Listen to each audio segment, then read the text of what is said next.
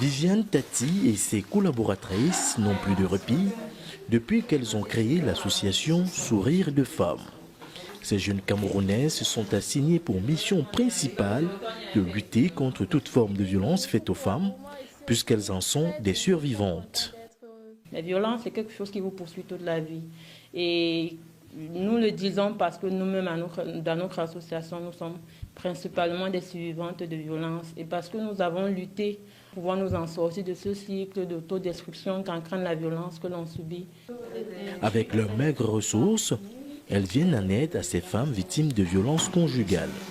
Une mission périlleuse puisqu'en plus des menaces des époux des victimes, elles font face à la résignation de celles-ci, lesquelles refusent souvent de porter plainte contre leur bourreau. La mère qui est victime de violences conjugales, physiques du père en question a peur de dénoncer et on considère que non. Si ce n'est pas la mère, l'oncle qui dénonce, alors personne ne peut le faire, alors que tous les voisins autour sont au courant. Ils veulent faire quelque chose, on a les mains bloquées. Les victimes ne voient pas l'importance de sortir de ce déni parce qu'elles se disent que oui, je vais le faire. Maintenant, tu vas te porter plainte et qu'on ne lui fait rien. C'est toujours moi qui vais subir. Vous allez rentrer chez vous. Cette résignation contribue malheureusement à accentuer le phénomène.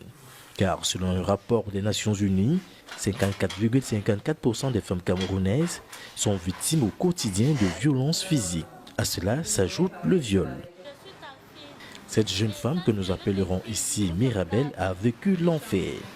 Elle a tenté en vain de se donner la mort après avoir été abusée par un de ses pasteurs. Bref, quand il l'avait eu ancré dans mon corps, vous voyez, là, je sentais une douleur bizarre. Je pense bien qu'il m'était évanoui. Et quand je me réveille, quand je reviens dans moi, il n'y avait plus quelqu'un dans la salle. J'avais mis une corde au niveau de mon cou, dans la douche. Je m'en souviens.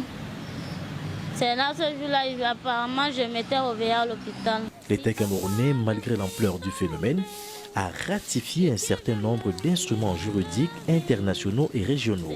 Par ailleurs, la législation interne s'efforce dans une large mesure d'intégrer le principe d'égalité et de non-discrimination pour ce qui est de la reconnaissance et de l'exercice des droits des femmes camerounaises.